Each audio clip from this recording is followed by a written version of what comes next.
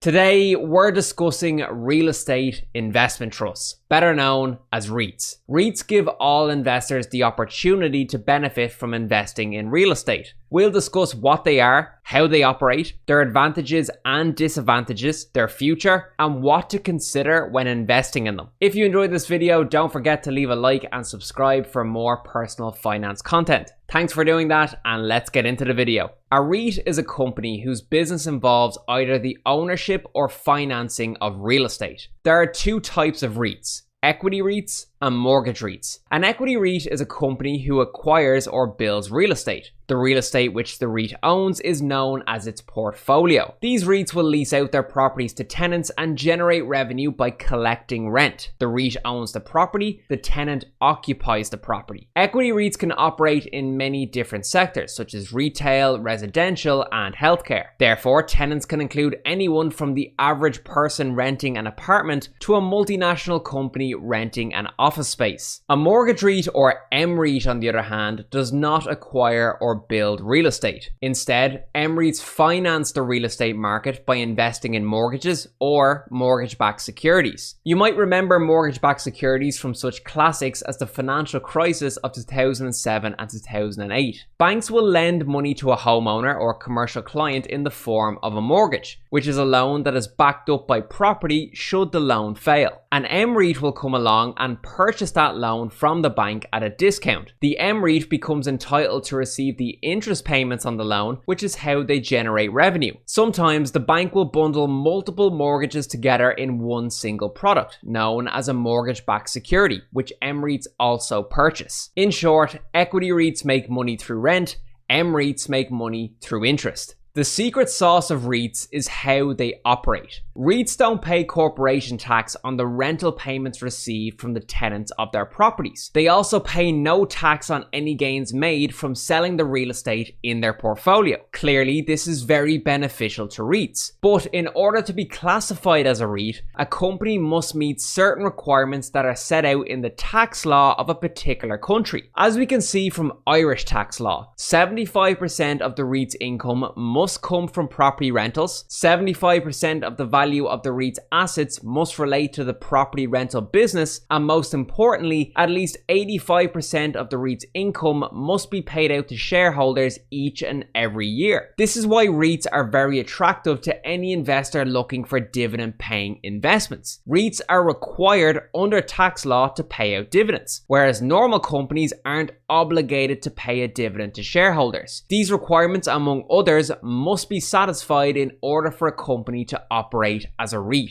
But why should you choose REITs over direct real estate investing? REITs allow investors to gain exposure to real estate without having to own and operate the physical property themselves. This is a very attractive proposition. Directly investing in physical real estate comes with a steep learning curve. Things like property taxes, solicitors, real estate agents, banks, and insurance all need to be considered. As well as this, as a landlord, it's in your best interest to be absolutely certain that the tenant you choose for your property is the best tenant available. Choosing the wrong tenant can really impact your investment returns from the property. All of those considerations are dealt with by a professional management team when you invest in REITs, saving you time and lots of headache. But the biggest differentiator between investing in REITs and physical property is the cost. Investing in REITs will cost you the price of a single share. The share price of a REIT will differ from company to company, but it's totally possible to invest in REITs for under $100. For example, a share in WP Carey would cost you $80 at the time of making this video. In comparison, investing directly in real estate will likely cost you a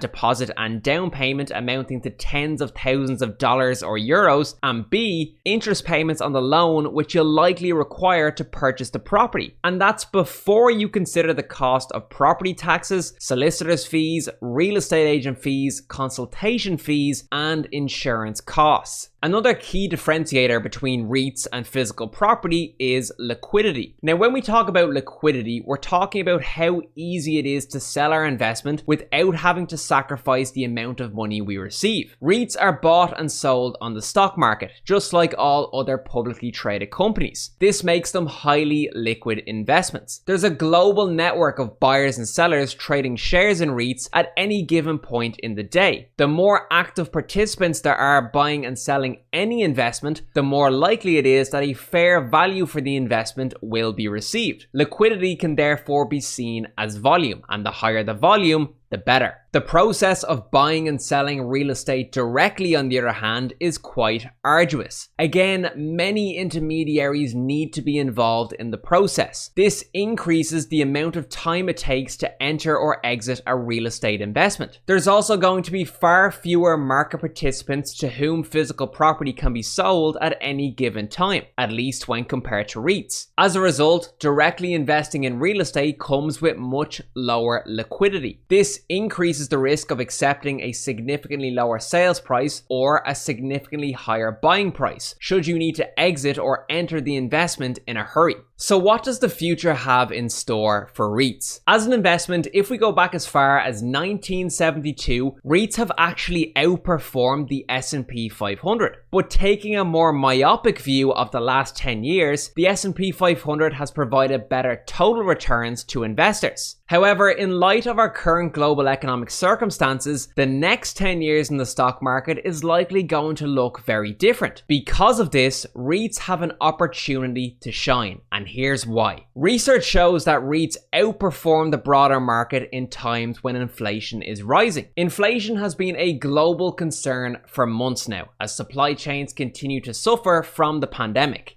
Global inflation rates are hitting levels not seen for decades, and the future is still very much uncertain. In fact, the OECD are forecasting inflation for the next 3 years at much higher rates than pre-pandemic levels. Given the strong performance of REITs during times of inflation, you could make an educated guess that REITs will likely outperform for the foreseeable future. Typically, both rental income and property valuations scale in line with inflation, which is why REITs tend to perform well during these times. That begs the question of whether you should invest in REITs, and if so, which REITs should you invest in? I do think REITs have a home in most portfolios, but there are some things to be aware of before pulling the trigger. As we alluded to earlier, one of the main benefits of investing in REITs is that dividends are legislated for. A REIT must pay out 85% of its income to shareholders each year, and in the United States, this figure is 90%. Therefore, REITs can be one of the best sources of passive income for investors. Now, you might be inclined to invest in the REIT which has the highest dividend yield, which is calculated as the yearly dividend paid by the REIT divided by the share price. Dividend yield tells you what kind of bang for your buck you're getting by investing in a given dividend paying company. But beware of the yield trap.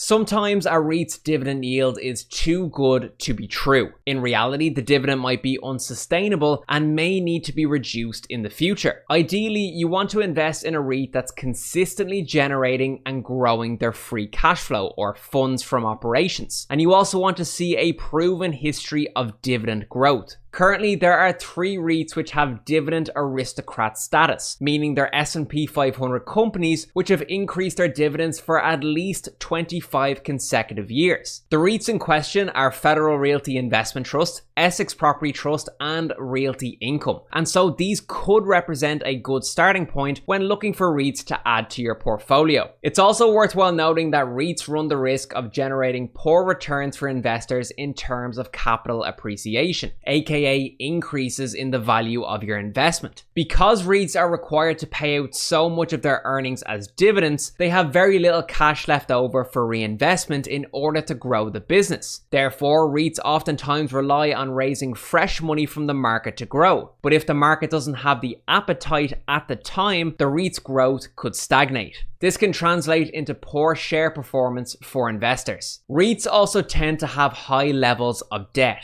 again because they rely on external sources for injecting fresh cash into the business. You'll want to make sure that whatever REIT you invest in is generating more than sufficient cash flow to cover its debt repayments. Overall, REITs offer investors the chance to have an interest in physical real estate without the additional burden of owning and operating the property themselves. They offer a level of diversification that direct real estate investing simply cannot, given the fact that one REIT may own hundreds of properties. Therefore, buying a single share in a REIT can give you exposure to multiple properties. REITs are a fantastic source of passive income, given that dividend payments are legislated for in tax law. Critically, you can own a REIT without exposing yourself to personal debt. Owning physical property requires leverage. Because these investments are typically made using borrowed money, any gains or losses on the property itself are amplified. This increases the risk of being wiped out depending on how much you borrow to buy the property. However, like all investments, REITs are not without their risks, some of which we've already discussed.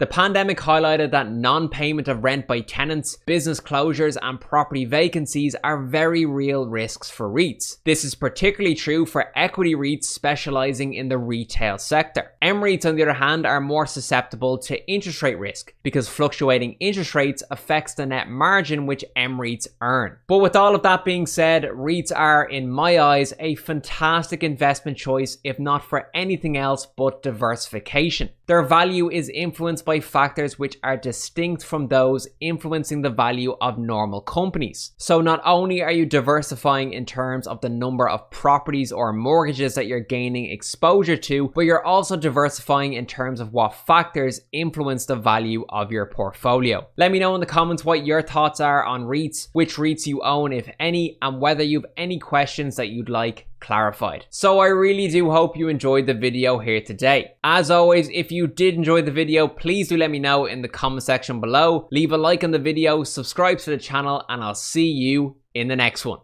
Cheers.